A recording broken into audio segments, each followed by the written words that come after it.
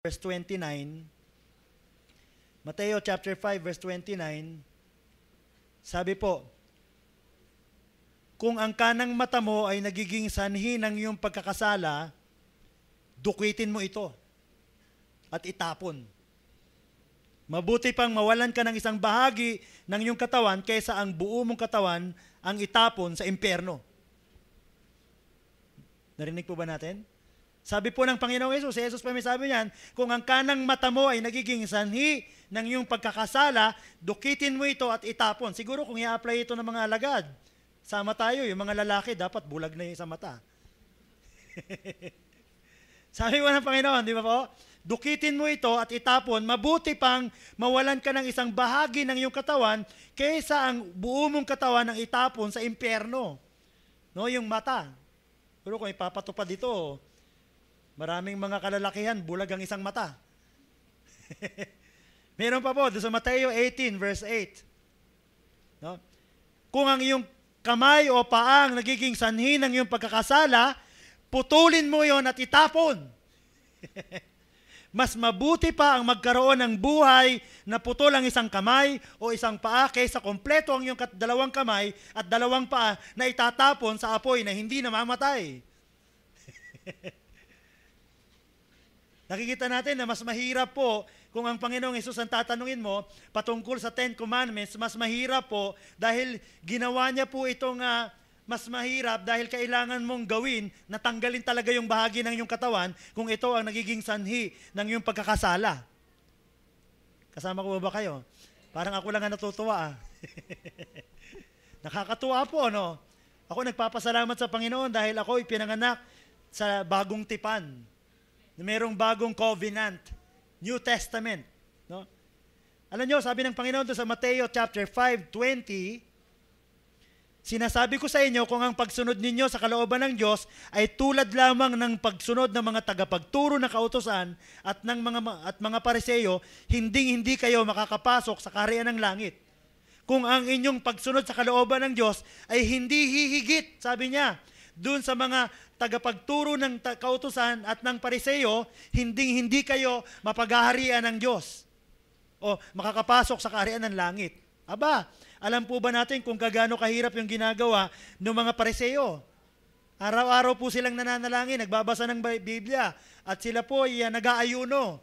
At sila po ay talagang stricto sa kanilang mga ritual at mga pagtupad ng araw ng Sabat. Na po, masayalan po sila roon. Salamat sa Diyos. No? Bakit kaya ganon? Yung teaching ng Panginoong Hesus. Alam nyo, sa pagpapatawad, meron din siyang katuruan. Sabi po nyo doon sa Mateo 6, 14, 15, sapagkat kung pinapatawad ninyo ang mga nagkasala sa iyo, patatawarin din kayo ng inyong amang nasa langit. Ngunit kung hindi ninyo pinapatawad ang iba, hindi rin naman patatawarin ng inyong ama ang inyong mga kasalanan. Aba!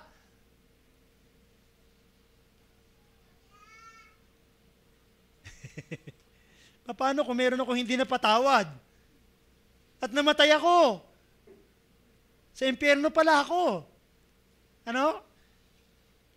Yun ba yung sinasabi ng mga katuruan ng Panginoong Hesus na ito? Sabi niya po doon sa Mateo chapter 5 verse 48, kaya maging ganap kayo o be perfect, gaya ng inyong amang nasa langit. No? Napakatatalas pong mga katuruan ng Panginoong Hesus. Sa pagpatay, alam natin yung sinabi ng Panginoong Hesus sa Mateo, 5 kabanata at 21 at 22 talata, narinig ninyo na iniutos ng Diyos sa inyong mga ninuno, huwag kang papatay. Ang sino mang pumatay ay mananagot sa hukuman. Sabi ng Panginoong Hesus, ngunit sinasabi ko naman sa inyo, ang sino mang napopuot sa kanyang kapatid ay mananagot sa hukuman. Ang humahamak sa kanyang kapatid ay mananagot sa Sinedrin. At sino mang magsabi sa kanyang kapatid, ulol ka, ay nanganganib na maparusahan sa apoy ng impyerno. Mas mahirap sa Panginoong Hesus. Kung sa larangan po ng pagsunod sa kautusan, sabi niya po sa Pangangalunya, chapter 5 ng Mateo, talatang 27, 28, narinig ninyong sinabi, huwag kang mangangalunya. Sabi niya sa 28. Ngunit sinasabi ko sa inyo, ang sino mang tumingin sa isang babae ng may mahalay na pagnanasa ay nangangalon niya na sa babaeng yon sa kanyang puso. Guilty rito si Kel. Guilty yung lahat ng lalaki. Bakit ganun po? Lalong pinahirap ng Panginoong Hesus ang pagsunod sa utos ng Diyos. Alam niyo po bakit? Upang ipakita sa atin na tanging ang pananalig lamang kay Kristo ang makapagliligtas. Ipinakita po ng Panginoong Hesus na ang kautusan, ang pagsunod sa kautusan, kung iyon ang iyong magiging batayan ng iyong kaligtasan, ito ay napaka-imposible mong masunod. Dahil ito po ay nangangahulugan na putol na ang iyong paa at ang iyong kamay at bulag ang iyong mata. Ano po? Upang makita na tanging ang pananalig lamang kay Kristo ang makapagliligtas. Napakahalaga po ng ugnayang pananalig kay Kristo. Nagsisimula po ang ugnayan kay Kristo nang isang tao ay manalig sa Kanya. Ngayong taong pong ito at sa susunod na mga linggo po, sa 3 buwan, yung ating tema po ay yung kinuha natin dun sa ikalawang Korinto, chapter 5, verse 17. Bago na po yung tema natin. Hayaan nyo po at susunod may ilalagay na po yan dyan. Bagong buhay kay Kristo. Ang sino mang nakipag-isa kay Kristo Jesus ay isa ng bagong nilalang, wala na yung dating bagay, sila ay naging pawang mga bago na. Simula nang ikaw ay manalig kay Kristo, nagkaroon ka ng isang bagong buhay. Mahalaga po ng isang mananampalataya ay patuloy na lumago sa pananalig. Yung pananalig po, yung pagkaunawa sa salita ng Diyos sa kanyang kalooban, kung sino ang Diyos. Magkakaroon lamang ng tunay na pagtatagumpay po ang isang mananampalataya kung siya ay magpapatuloy sa buhay pananalig. Malungkot po, maraming mananampalataya tumanggap kay Jesus, hindi po lumago sa kanyang kristyanong buhay. Mahalaga po mga kapatid sa Bukang Liwayway, na nais po ng Diyos na ang bawat isa sa atin ay lumago sa buhay pananalig kay Kristo dahil ang buhay na binago ni Jesus, ito po ay buhay ng pananalig kay Kristo. Tayo po ay nagsimula sa isang buhay na may pananampalataya, isang buhay na pananalig, kaya ang tawag po sa atin ay mga mananampalataya. Believers. Believer ka po ba? Mananampalataya ka ba? Meron ka bang pinapanaligan sa Kanya? Meron ka bang inaasahan sa Diyos? Meron ka bang pinagkakatiwala sa Kanya sa iyong buhay? O kaligtasan lamang ng iyong kasalanan at pagpunta sa langit ang iyong napagkatiwala sa Kanya? Bagamat yun po ay napakalaga, pero hindi lang po yun ang nais ng Diyos sa iyo. Sa pagsisimula po ng bagong taon, nais po ng Diyos sa Kanyang mga anak na lalong ipamuhay ang lumalagong pananalig sa Kanyang mga salita. Nais po ng Diyos na ikaw ay patuloy na lumago sa pamumuhay, sa pananalig, pagtitiwala sa Kanyang mga pangako, sa Kanyang salita. Sa puntong ito ay mas mabuti pong halimbawa sa pagsisimula ng bagong uri ng pamumuhay ng isang lingkod ng Diyos ang ating pag-aaralan ngayong hapon po. Yung pangalan niya ay si Josue. Si Josue, isang mahusay na lingkod ng Diyos. Basahin po natin, balikan natin yung Josue chapter 1 verse 1 hanggang 9. Verse 1. Pagkabatay ni Moises na lingkod ni Yahweh, sinabi ni Yahweh kay Josue na anak ni Nun at lingkod ni Moises. Patay na ang lingkod kong si Moises. Ngayon humanda ka at ang buong Israel at tumuwid kayo sa ilog Jordan patungo sa lupaing ibinibigay ko sa kanila. Tandaan po natin na matagal na ito binibigay. Pero ay matagal din silang nagpatumpik-tumpik na angkinin yung pangako ng Diyos. Mga kapatid, mahalaga po na hindi tayo magpatumpik-tumpik o hindi natin balawalain po yung pangako ng Diyos, na makamit natin yung pangako ng Diyos sa ating buhay, yung lugar na inihanda niya sa atin, para sa atin. Hindi lang po langit. Yung langit po, habang naririto ka, ay nais ng Diyos, pumunta na. No? Sabi ng talata, verse 3, gaya ng aking sinabi kay Moises, ibinigay ko na sa iyo ang lahat ng lupaing inyong mararating. Ibinigay na ng Panginoon. Ibinigay ko na sa inyo ang lahat ng lupaing inyong mararating.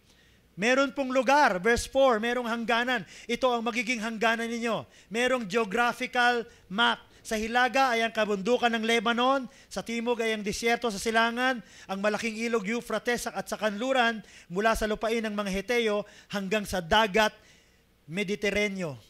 Verse 5. Walang makakagapi sa inyo habang ikaw ay nabubuhay. Ayan po, napakagandang pangako. Sasamahan kita gaya ng pagpatnubay ko kay Moises. Hindi kita iiwan ni hindi pababayaan man.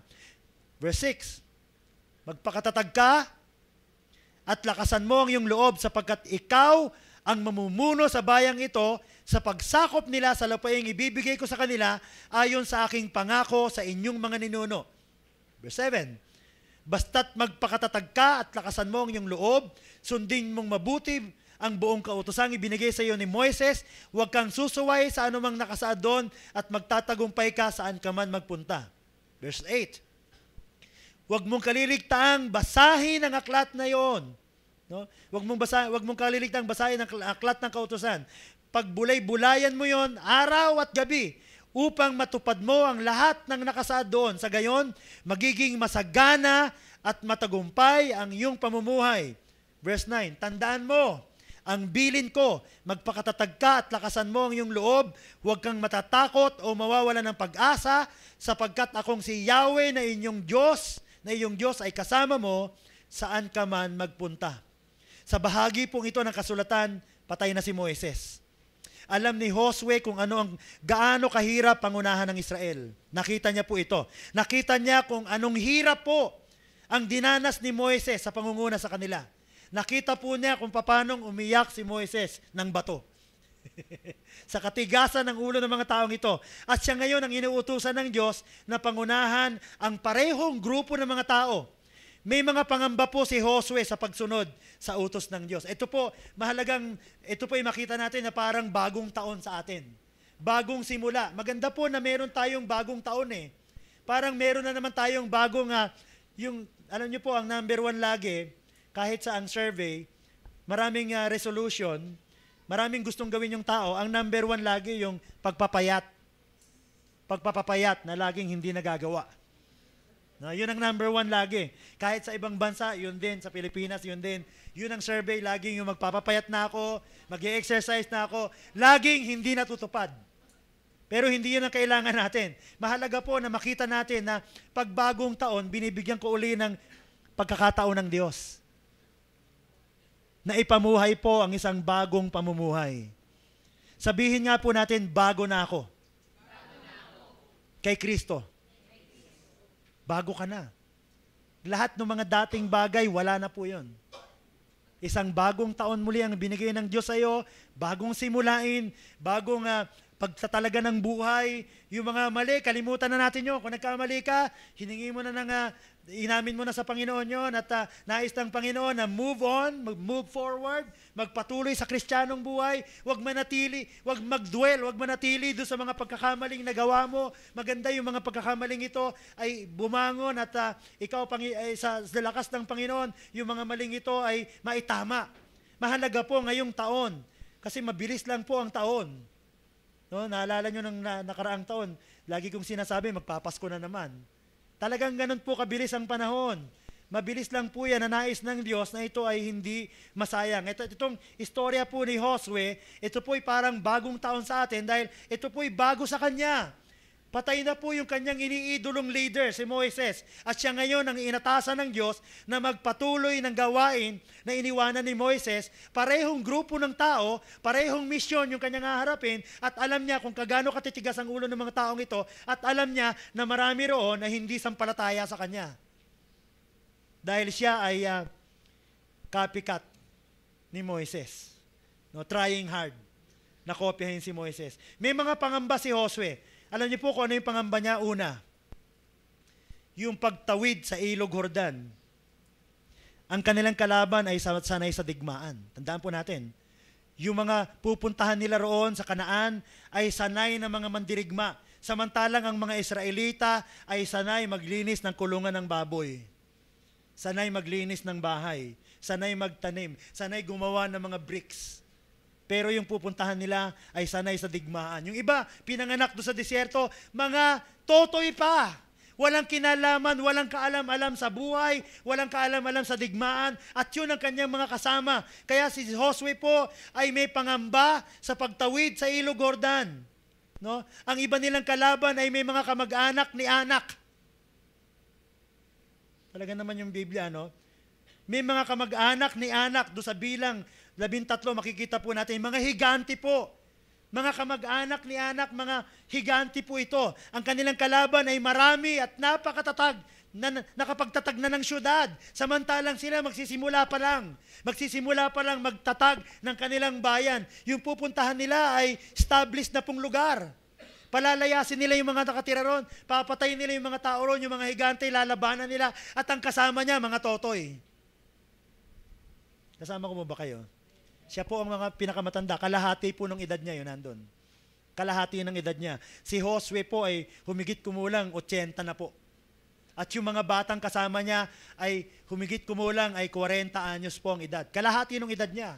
Mga totoy pa po sa buhay. At yun ang kasama niya, may background, katigasan ng ulo, may background ng istorya na ayaw nilang sumunod, ayaw nilang pumasok doon. At yun ang pangamba ni Josue, na siya po ay tatawid doon kasama itong henerasyon na ito, na kilalang kilala niya at alam niya ang mga kahinaan nito mga ito. At alam niya yung lakas ng mga tao ron dahil isang araw nakapunta na siya ron. Ikalawa, yung pangamba po niya, maging kapalit na mamuno ni Moises. Hindi po siya kasing husay ni Moises. Si Moises po ay nag-aral sa Ehipto bilang isang prinsipe. Alam niyo po ba yun? Siya po ay isang prinsipe. Kaya ang tawag doon sa pamagat sa pelikula ay Prince of Egypt. Si Moises po yun. Nag-aral po siya sa napakagandang paaralan. Paaralan ng mga royal family. Royal blood. Hindi siya kasing lapit ni Moises sa Diyos. Si Joshua po ay hindi kasing lapit ni Moises sa Diyos dahil si Moises po ay tinawag na kaibigan ng Diyos. Mga kapatid, pangungunahan niya ang pinakamatitigas na ulo ng mga tao. Siya mismo ay saksi kung paano sumakit ang ulo ni Moises, kung paano nakonsumi si Moises sa pangunguna sa kanila.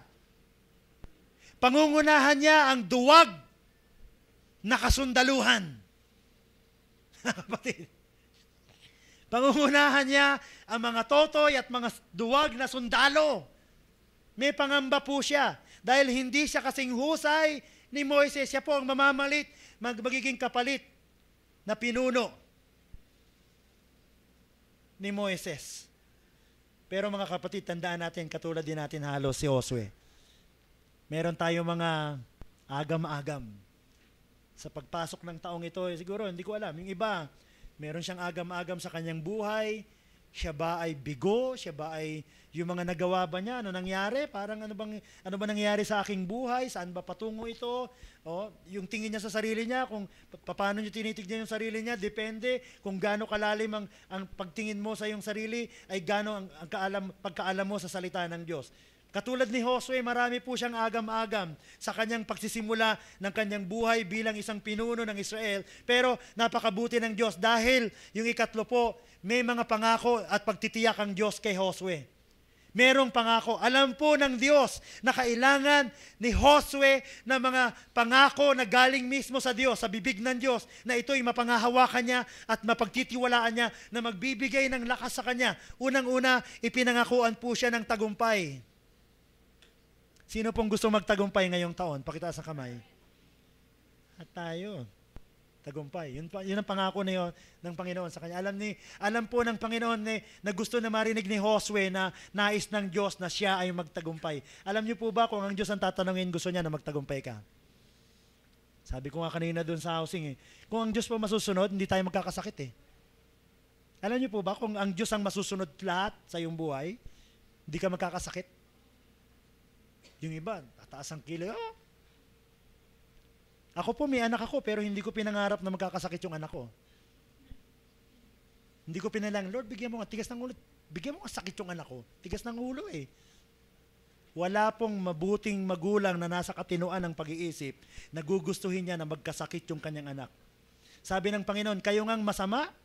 Pag humingi sa inyo ng tinapay yung anak nyo, bibigyan nyo ba ng bato?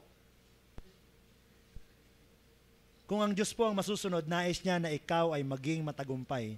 Sabi niya po doon sa talatang 1:5 ng Josue, wala makakagapi sa iyo habang ikaw ay nabubuhay. Sasamahan kita gaya ng pagpatnubay ko kay Moises. Hindi kita iiwan ni pababayaan man. Mga kapatid, mahalaga po ito. Mahalaga po sa isang tao na matiyak niya na ang gusto ng kanyang Diyos na pinaglilingkuran na siya ay magtagumpay. Kasi alam ng Diyos ang pakiramdam kapag ikaw ay nabubuhay sa kabiguan. Nabubuhay ka na hindi mo alam, na natatakot ka na yung kinabukasan na ikaw ay maging talunan, maging bigo, na ikaw ay tumanda at ikaw ay walang nagawa kung hindi panay talunan, wala defeat ang iyong naranasan at hindi mo narating yung buhay na nais ng Diyos sa iyo. Nais po ng Panginoon na matiyak na ang gusto niya sa iyo ay ikaw ay mabuhay ng may katagumpayan. No? Sabi po ng unang Juan chapter 5, sa bagong tipan na po ito, unang Juan, kabanatang 5, talatang 4, sapagkat mapagtatagumpayan na ng mga anak ng Diyos ang sanlibutan, at nagtatagumpay tayo sa pamamagitan ng pananampalataya. Napagtagumpayan na ng mga anak ng Diyos ang sanlibutan, at nagtatagumpay tayo sa pamamagitan ng pananampalataya. Sabi ng unang Korinto 15 at talatang 57, magpasalamat tayo sa Diyos sapagkat tayo'y binigyan niya ng tagumpay sa pamamagitan ng ating Panginoong Hesukristo. Tayo po ay tagumpay na. Kung ang Diyos ang tatanungin, ikaw ay tagumpay na. Mahalaga po na ito ay iyong paniwalaan, na ito ay iyong angkinin, ang tagumpay ang iyong lakaran, ito ang iyong pangarapin, dahil yun din po ang pangarap ng Diyos sa iyo. Malungkot, maraming Kristiyano, natatakot po sila na sila po ay maging talunan. Bakit po? Kasi hindi nila alam kung anong plano ng Diyos sa kanyang buhay. Mahalaga po, ito yung, pag ikaw dumighay, ang dighay mo, victory. Tagumpay, di ba? Pag ikaw ay nanaginip, ang pinapanaginip mo ay tagumpay, katagumpayan. No? May pangako po ang Panginoon kay Josue, ikalawa po, kapangyarihan. Kapangyarihan. Mahalaga po ito. Sabi nung talatang 5, walang makagagapi sa iyo. Habang ikaw ay nabubuhay, sasamahan kita gaya ng pagpatnubay ko kay Moises. Hindi kita iiwan ni hindi pababayaan man. Pag sinabi ng Diyos, sasamahan kita katulad ni Moises. Ano bang ginawa ni Moises? Hinati yung dagat. Di ba ho? Lumaya yung Israel sa Ehipto sa pamamagitan ng mga himala na ginawa ng Diyos sa pamamagitan ni Moises.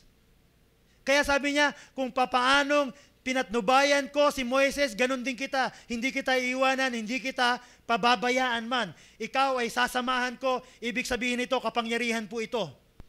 Kapangyarihan po. Kapangyarihan ang nais ng Diyos. Sabi nung Gawa 1:8, subalit tatanggap kayo ng kapangyarihan pagbaba sa inyo ng Espiritu Santo at kayo'y magiging mga saksi ko sa Jerusalem, sa buong Judea at Samaria at hanggang sa dulo ng daigdig. Ito po ang aking kagalakan ng lingkod ng Diyos na nagpapahayag ng mensahe bilang saksi.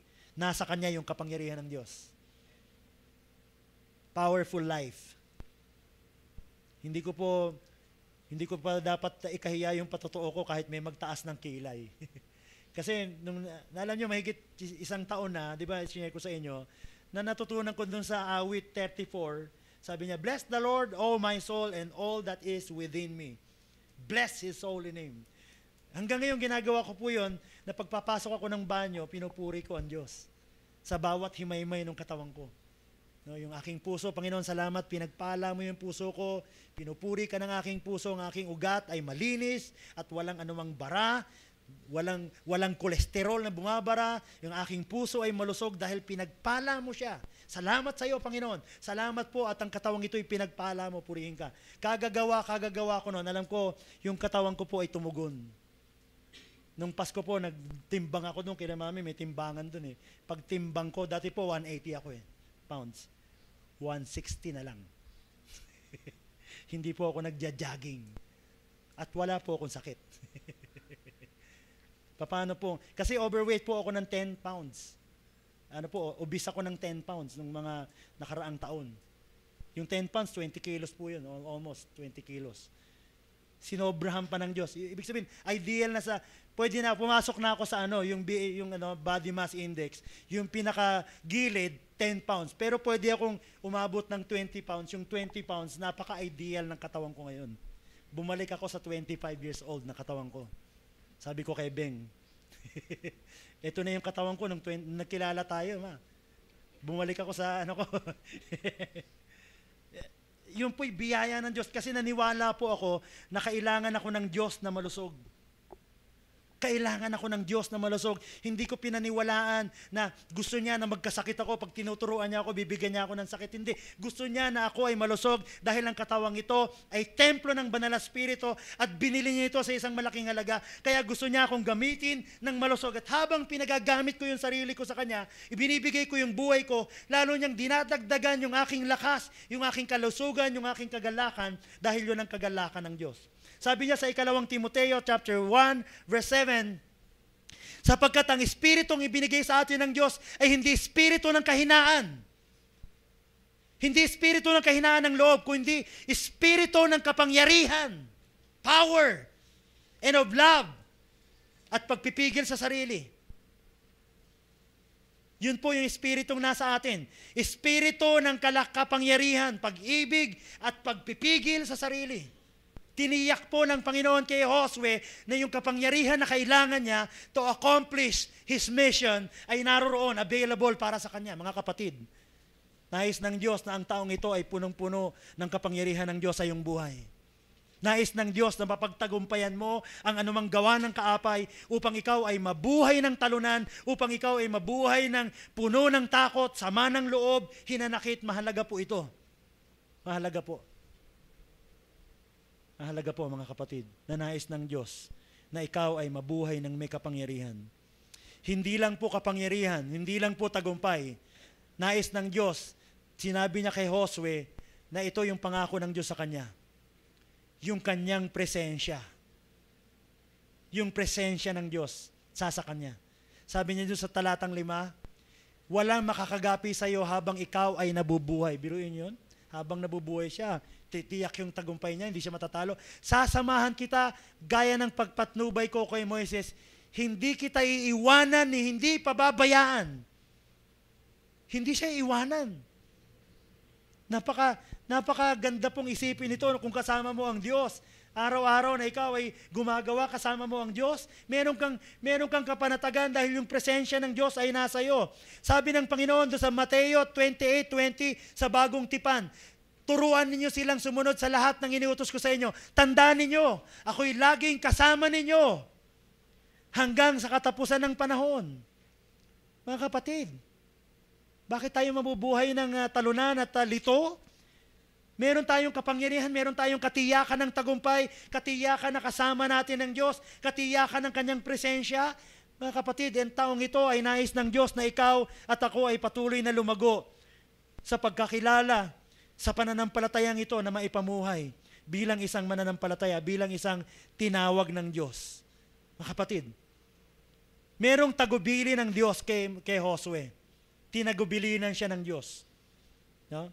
Unang tagubilin, para makamit niya ito, itong lahat ng sinabi natin kanina, para ito'y maranasan niya. Hindi niya ito mararanasan kung wala siya sa nais ng Diyos, kung hindi mangyayari itong sinasabi ng Panginoon. Sabi niya, una, magpakatatag at lakasan ng loob. Magpakatatag at lakasan ng loob. Ito po yung tagubili niya. Sabi niya sa Josue, Kabanata 1 at talatang 6 at 7. Sabi niya po, magpakatatag ka at lakasan mo ang iyong loob sapagkat ikaw ang mamumuno sa bayang ito sa pagsakop nila sa lupaing ibibigay ko sa kanila ayon sa aking pangako sa iyong mga ninuno. Basta't magpakatatag ka at lakasan mo ang iyong loob, sundin mong mabuti ang bukong kautusan, ibinigay sa iyo ni Moises, huwag kang susuway sa anumang nakasaad doon at magtatagumpay ka saan ka man magpunta.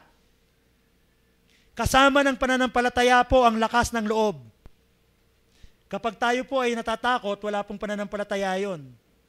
Kapag tayo po ay nababalisa, hindi po faith yun. Kasama po sa tawag ng Panginoon sa kanyang mga anak ay yung pagiging courageous, yung pagiging matatag. Yung malakas ang loob, be strong, be courageous. Yun po ang Kristiyano.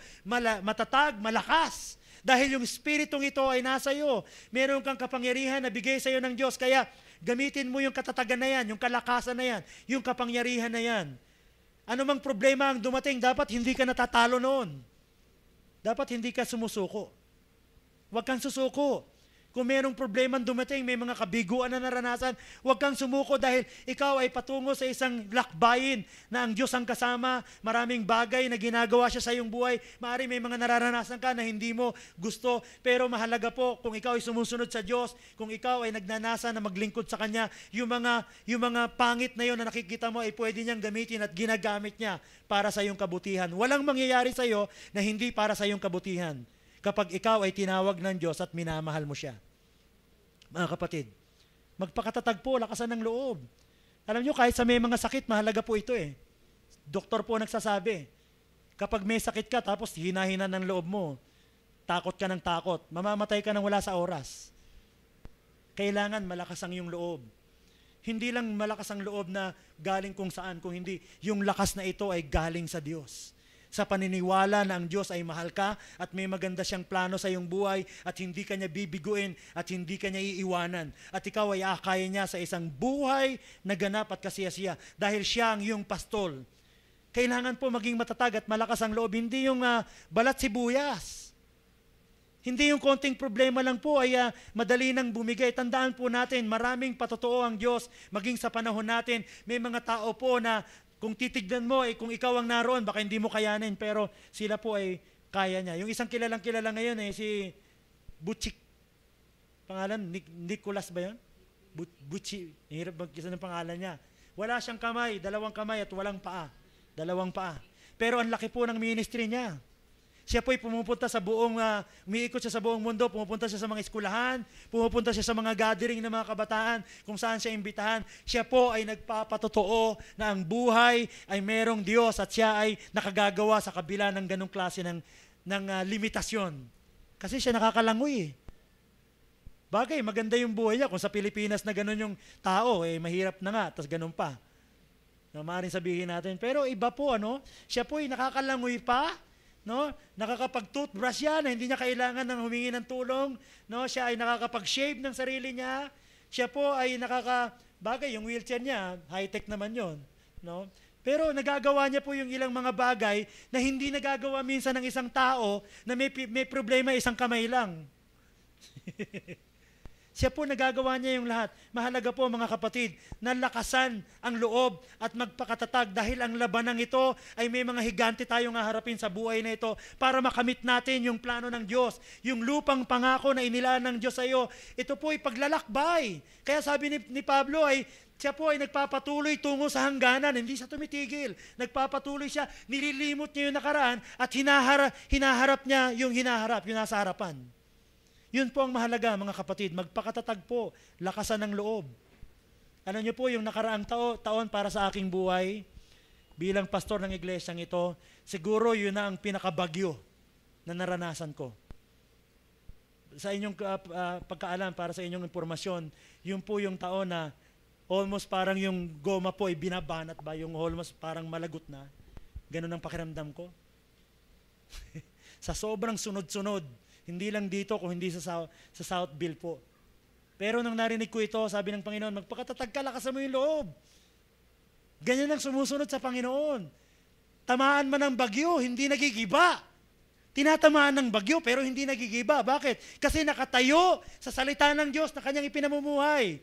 Kapag ikaw ay nabuwal, sabi ng kawikaan, sa panahon ng kapighatian, ipinapakita na ikaw ay mabuhay. Pero pag panahon ng unos, ikaw ay nanatiling nakatayo, pinapatunayan na ikaw ay matatag. At ang matatag, ang sabi ng Panginoon, yung nakikinig ng salita at isinasagawa ito. Salamat sa Panginoon, narito pa ako. Still alive and well and kicking and happy and blessed. And still excited sa gawain ng Panginoon. Purihin ng Diyos. Sabi ng Panginoon, magpakatatag ka, lakasan mo yung loob. Ikalawa, sundin yung salita ng Diyos. Alam niyo po, ito po ay mahalagang mahalaga, huwag nating kaligtaan. Mahalaga po sa ating buhay po yung salita ng Diyos. na wala pong salita ng Diyos na hindi nagaganap sa iyong buhay. Walang salita ng Diyos, walang bahagi po ng iyong buhay na hindi kumokontra sa salita ng Diyos. Sabi niya sa talatang 7 at 8, basta't magpakatatag ka at lakasan mo ang iyong loob, sundin mong mabuti ang buong kautosang ibinigay sa iyo ni Moises. Kaya na po nating sundin niya ngayon. Bakit po? Si Kristo po ay nasa atin na. Siya po ang tumupad ng kautosang ito at kailangan na lang nating ipamuhay po ang katotohanan ito. No? Mahalaga po mga kapatid, no? Sundin yung salita ng Diyos. Huwag kang susuway sa anumang nakasaad doon at magtatagumpay ka. No? At magtatagumpay ka saan ka man magpunta. Hindi nyo ba gusto yung huling statement? At magtatagumpay ka saan ka man magpunta. Kung yung salita ng Diyos ay iyong pahahalagahan. Sabi niya dun sa talatang 8, huwag mong kaligtaang basahin ang aklat na yaon. Dili-diliin mo yon, no? Pagbulay-bulayan mo yon, araw at gabi, upang matupad mo ang lahat na nakasaad doon. Sa gayon, magiging masagana at matagumpay ang iyong pamumuhay.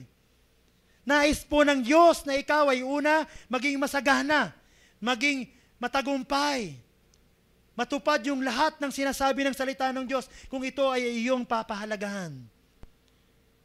Mga nanay at tatay, mga kapatid, ate at kuya, nais po ng Diyos na yung kanyang salita ang gabay ng iyong buhay. Pahalagahan po ito.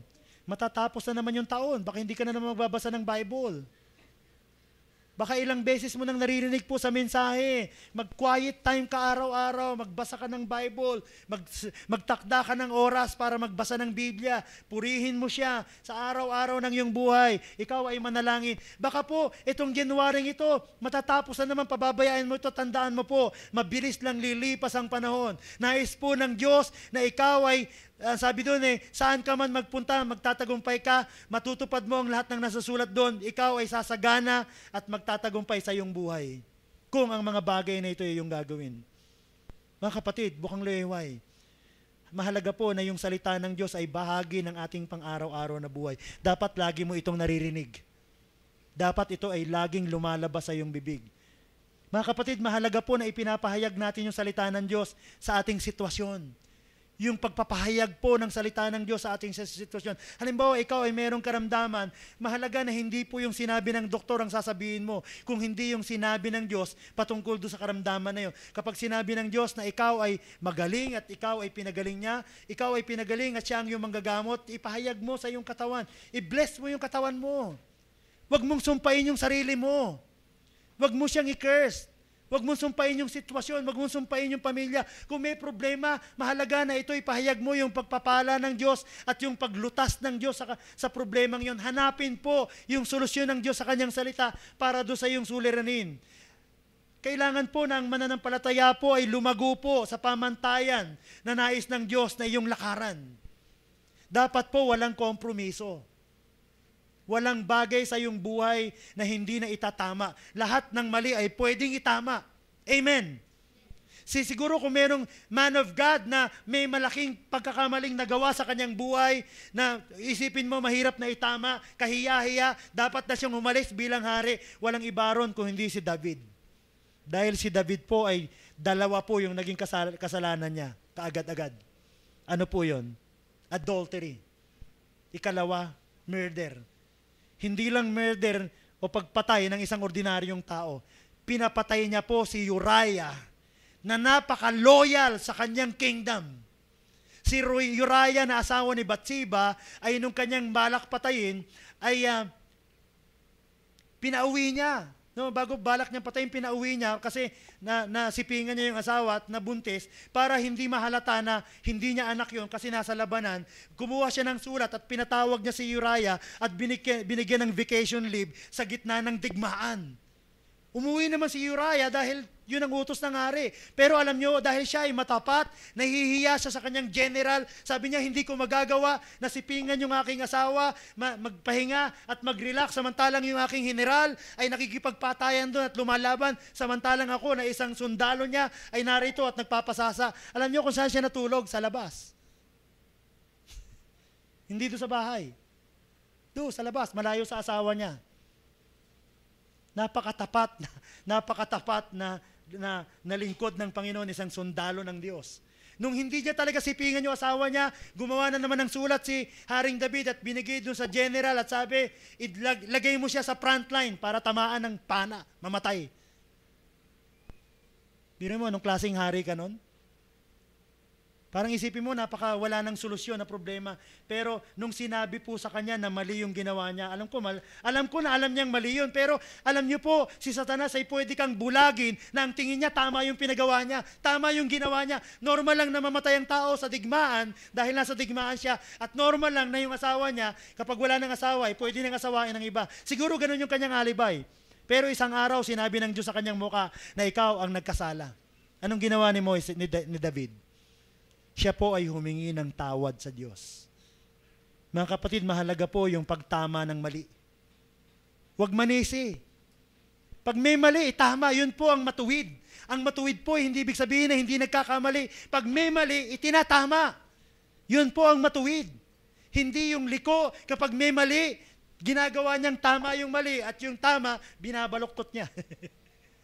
Mga kapatid, mahalaga po ito. Sundin yung salita ng Diyos dahil nandoon po yung pagpapala ng Diyos. Bilang binago ng Diyos, bilang ikaw ay isang bagong nilalang, napakahalaga po sa iyo yung bahagi na yung salita ng Diyos ay nasusunod sa iyo. Bilang binago ng Diyos, mahalaga po na ikaw ay nabubuhay na may katatagan at may lakas ng loob dahil ikaw ay merong pananampalataya na ang Diyos ay gumagawa sa iyong buhay. Na yung pinananaligan mong Diyos ay buhay at siya po ay hindi nagbibigo. Walang direksyon yung buhay mo kapag sinunod mo ang Diyos kung hindi patungo sa isang tiyak na tagumpay, isang buhay na ganap at kasiyasiya. Ako po'y talagang na-excite, lalo na naunawaan ko na sa panahon natin ay dumarating na tayo sa krisis ng enerhiya. Dumating na tayo sa napakayaman ng ating henerasyon na halos sa sobrang luho na ng ating buhay. Hindi natin alam kung kailan tayo titigil, kung kailan ba yung tama na at sapat na. Hindi alam na ng tao kung kailan yung sapat na, tama na yung cellphone na yan, tama na yung technology na yan, stop na yung invention, tigil na yung update, tama na, hanggang dito na lang. Hindi niya alam kung saan siya titigil, hindi niya alam kung anong modelo titigil, hindi niya alam kung hanggang kailan yung gastos niya ng enerhiya na dumating na tayo sa punto na nagkakaroon na po ng matinding krisis. Ang kanilang project, ang kanilang nakikitang tanaw by 2025, sobrang mahal na po ng fossil fuel. Inisip ko nga, sabi ko, Lord, babalik ba ang mundo? Babalik ba ang mundo sa kandila? Babalik ba ang mundo sa lata? Hello. Babalik ba ang mundo sa kalapate? Para magpadala ng sulat? Walang text? Hindi. Ngayon pa lang po ay may naririnig na tayong kapalit ng mga energy ito. Sa katunayan, mukhang mas magaganda pang alternative na energy kaysa doon sa fuel energy, mga tawag doon, renewable energy. Dahil ang mundong ito ay sapat, sobra-sobra pa sa pangangailangan niya para ibigay ng Diyos ang sobra-sobra. Mga kapatid, sobra-sobrang pangangailangan ng tao. Sobra na tayong spoiled, alam niyo ba? Sobrang spoiled na ng tao. Hindi niya alam kung kailan titigil. Hindi niya alam kung sasabihin niya, enough is enough, tama na to, Panginoon. Amen. Amen. Sobrang na po, biyaya ko. Hindi, patuloy siya. Patuloy. Pero ang Diyos po ay sobrang napakabuting Diyos. Sobrang mahal niya tayo. Kaya, hindi ko ma-imagine po na ang Diyos na ito ay gumawa ng dagat pero 5 isdang klase lang. Punong-puno ng isda, pero 5 klaseng isda lang yung dagat. Anong isda? Tilapia, galunggong, bangos, dilis, sapsap. Ang daming ang isda, di ba? Pag bingwit mo, alam mo, isa sa 5. Sasabihin mo siguro, boring namang dagat ito. Lagi na lang, kung hindi bangos, dilis, galunggong. Pero meron tayong dagat na napakaraming klase ng isda. Na yung iba nga, hindi natin makain. Bakit? Hirap hulihin. Napakamahal bago mahuli. Napakabuti po ng Diyos, mga kapatid. Bilang mga nakakilala sa Panginoon, nais niya na ito'y maranasan ng bawat isa sa atin. Napakarami ko pong natutunan noong nakaraang taon. Isa sa natutunan ko, lahat ng kailangan natin sa mundong ito, Naririyan na. Kailangan mo lang sipsipin yung langis. At ito ay ayusin mo, di ba?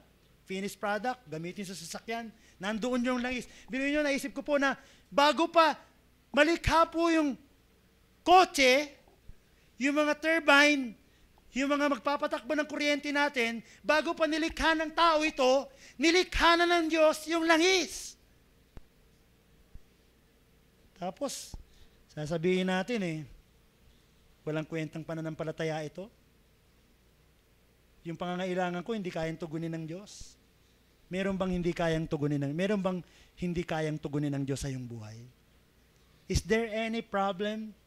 Sabi nga ni W. Smith ba yung kumanta nun? Is there any problem too deep God cannot solve?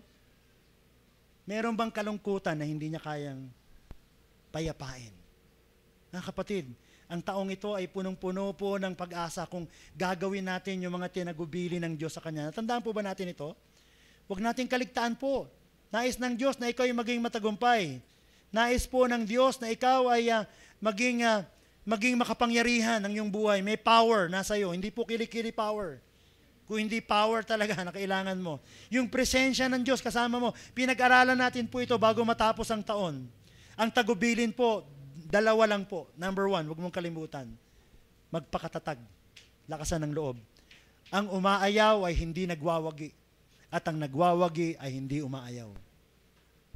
Kung dumating yung problema, yan po ay bahagi po. Pero hindi yung problema ang tatalo sa'yo dahil ang tatalo sa'yo yung pag-ayaw, yung pagtigil. Marami na ako nakilalang Kristiyano, tumigil po. Kasi yung iba po ay nahiya. Nahiya magpatuloy. Kasi nakagawa siya ng mali, nahiya na siyang bumalik. Bakit po? Ang tao, nagkakamali talaga tayo. Sino po sa atin na hindi nagkakamali? Pag nagkamali po yung pastor nyo, huwag kayong magtaka dahil ikaw rin nagkakamali. Minsan galit na galit yung membro, nagkamali si pastor, pero siya nagkakamali naman. Nagkakamali po talaga, pero pag nagkamali po, mahalaga pong aminin yung pagkakamali at muling magpatuloy, maging matatag at lakasan yung loob. Pag may problema, maging matatag po. Huwag po magmukmuk sa isang tabi at dilaan yung sugat, parang aso. Nakita niyo ba yung aso pag may sugat? Lagi nandun sa sulok, tapos dinidilaan yung sugat niya. Isipin mo yung tao na merong sama ng loob, laging... Huwag po, magpakatatag. Bahagi po ng buhay yan. May bagyo, may unos sa mundong ito. Yung 2 bahay po na nagtayo ng bahay, tinamaan pareho ng unos. Ang mahalaga po yung isa na hindi nabuwal. Bakit po? Kasi matatag, malakas ang loob dahil sa salita ng Diyos. Hindi mo po yan kaya kung wala si Jesus sa'yo. Pero nasa iyo si Jesus, isa ka ng bagong nilalang, nananahanan siya sa'yo, kaya ito'y kaya mo na. Ikalawa, huwag natin kaligtaan niyo, ito po ang sabi ng Panginoon kay Josue. Sundin yung salita ng Diyos. Huwag niyong kalimutan po yun. Sundin yung salita ng Diyos. Yun yung una. Yun yung ikalawa. Sundin yung salita ng Diyos. Letter A, baka makalimutan po natin magpakatatag at lakasan ng loob. And then letter B, sundin ang salita ng Diyos. 2 bagay lang po ang iiwanan ng mensaheng ito. Tiyak po na nais ng Diyos na ikaw ay magtagumpay. Pangako po niya yun na ikaw ay may kapangyarihan, na ikaw ay tutugunan niya yung lahat ng pangangailangan mo, sasamahan ka niya, ikaw ay kanyang bibigyan ng papatnubayan ka niya, pero kailangan mong magpakatatag, sabi niya kay Josue. Sasamahan kita, gagawin mo ito, pero magpakatatag ka. Kaya gagawin po natin yung bahagi natin ngayong taon. Amen. Amen. Nais po ng Diyos na ang Bukang Liway ay patuloy pong maging bahagi ng isa na humayo upang abutin po yung napakaraming pamilya. Tayo po ay mapalad po tayo dahil obvious na binigyan tayo ng ministeryo ng Diyos. Mahalaga po mga kapatid na tayo po ay sama-samang gumagawa sa isang layunin na ito. Meron tayong ibinigay ng mga mag-aaral at binigyan din tayo ng isang napakalaking komunidad doon sa Southville. Ang tawag ko nga dyan pag pumunta ka dyan para kang inikot mo yung buong Muntinlupa dahil yung mga taong nakatira ron ay mula doon sa Sukat hanggang doon sa Tunasan. Ang mga nakatira ron sa tabi ng Riles. So, napakarami pong tao ron na marami tayong dapat bahaginan at puntahan at kausapin at magpatotoo. Kailangan nating maging matatag at lakasan ng loob dahil hindi po madali itong gawain na ito. Subalit nagiging madali ito dahil sa pamamagitan ng kapangyarihan na meron tayo. Masaya po natin gagawin ito, hindi tayo napipilitan. Habang ginagawa natin ito, ginagawa po natin ito na ayon sa salita ng Diyos. Huwag tayong lalabag sa salita ng Diyos. Bilang pagwakas, gusto kong, kasi nung Miyerkules may binahagi ako na kapag hindi kayo mati ng Miyerkules, may nawawala po sa inyo. Bukod doon sa mga panalangin, yung mga pinag-uusapan namin doon. Pwede po yung isang mananampalataya na sa dulo ng kanyang buhay, sabihin niya, katulad ni Jacob, maiksi at malungkot o masalimuot yung buhay ko. Sabi niya sa Paraon. Maiksi lang yung buhay ko, sabi ng Paraon niya, kamusta ka? Ilang taon ka na? Sabi niya, Paraon, maiksi lang po yung buhay ko. At miserable, sabi sa English, evil. Bakit po?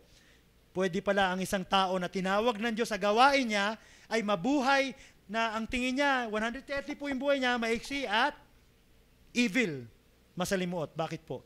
Kasi hindi ayon sa salita ng Diyos yung kanyang ginawa.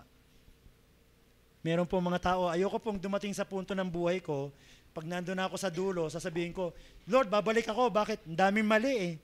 Pwede bang itama ako? Sayang po. Bakit hindi ko ba nagawa yun? Bakit hindi ba yun ang ginawa ko? Nangyari na po sa akin yan bago ako pumasok sa ministeryo na nakakilala po ako sa Panginoon. Elementary po ako. Pero wala naman po nagyaya sa akin na umatin ng church. Nung ako po ay magtatapos na ng high school, nakarinig ako na kailangan ng church, pero hindi pa rin ako umatin. Pero nung natapos na ako, dumating si Cesar Guy, siya nagyaya sa akin na umatin ng Bible study. Yun po ang parang simula na gusto ko na uli na sumunod sa Panginoon at nakilala ko si Beng. Matanda na ako. Matanda na po ako na nag-commit sa church. Marami po akong na-miss sa paglilingkod sa Panginoon. Hindi ako agad sumunod. Kung akong tatanungin nyo, hindi ako katulad ng artista. Sabi sa artista, meron ka bang pinagsisisihan sa buhay mo? Wala! Dahil yun ay natuto ko ron. Ako, meron po. Pinagsisisihan ko na hindi ako agad sumunod sa Diyos. Maraming taon sa aking buhay na pinabayang ko lang, nagpasiwil-siwil lang ako, pahitit-hitit ng sigarilyo, painom-inom ng alak, pahitit-hitit ng droga, palaklak-laklak ng droga, hanggang ako po ay marami pong nawala sa buhay ko na sayang. Ayoko pong mangyari, nung ako po'y sumusunod na ngayon, ayoko pong mangyari na pagdating ko doon sa dulo, sabihin ko, Lord, balik po ako ha, kasi ang dami ko pong hindi nagawa eh. Sayang po yung taon na binigay mo sa akin. Gusto ko pong sabihin sa akin ng Panginoon, halika rito, tapat, at mabait kong anak, halika nga rito, yakapin nga kita, tuwang-tuwa ako sa iyo, halika makisama ka sa akin, tuwa. Galak na galak ako kung makita ka rito. Salamat sa iyo. Salamat sa iyong katapatan. Lika rito. Diba sabi niya, well done, good and faithful servant. Lika. Makihati ka sa aking kagalakan. Gusto ko pong marinig sa aking ama yon, sa aking Diyos, na aking pinaglilingkuran. Kaya mga kapatid, bukang liwayway. Ang buhay Kristiyano po ay hindi po ito simpleng buhay.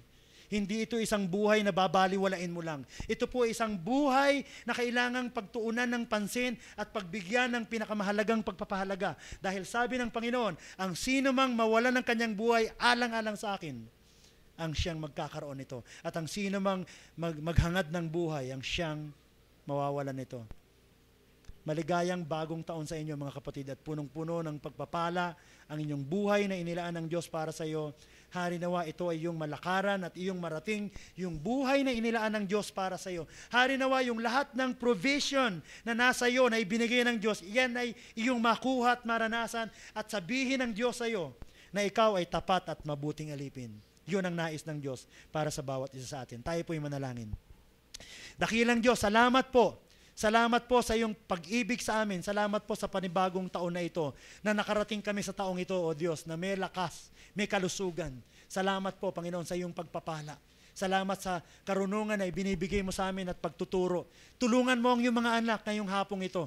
Patuloy na liwanagin mo yung isipan ng bawat isa na makita nila, Panginoon, ang katotohanan at kapangyarihan, Panginoon, ng isang buhay na ikaw, Panginoon, ang pinananaligan, na ikaw, Panginoon, ay pinagtitiwalaan sa iyong mga salita, na ang iyong salita ay pinapahalagahan, na ikaw, Panginoon, ang nangunguna, na ikaw ang nag-ahari sa kanilang mga buhay, sa bawat pamilya. O Diyos, tulungan mo ang iyong mga anak sa iglesyang ito ito na patuloy na maging maalab, na maglingkod sa iyo, na anumang suliranin, anumang mga problema, anumang mga bagabag yung haharapin sa taong ito, ang bawat isa po ay magiging matatag at malakas ang loob dahil merong malalim na pagtitiwala sa iyo, O Diyos. Merong malalim na pagsunod at pananalig sa iyong mga pangako, O Diyos. Salamat sa iyo. Salamat po. Puspusin mo ng iyong banal na spirito ang bawat isa, O Diyos. Puspusin mo ng karunungan mo. Bigyan mo ng espiritu ng karunungan patuloy na maunawaan ang iyong kalooban at malakaran, Panginoon, ito at matupad, Panginoon, ang mga pagpapala at kasaganaan ng iyong biyaya na nais mong maranasan ng bawat isa. Sumainyo ang pagpapala, ang kasaganaan ng biyaya ng Diyos sa pangalan ni Jesus. Amen. Palakpakan po natin ang Panginoon.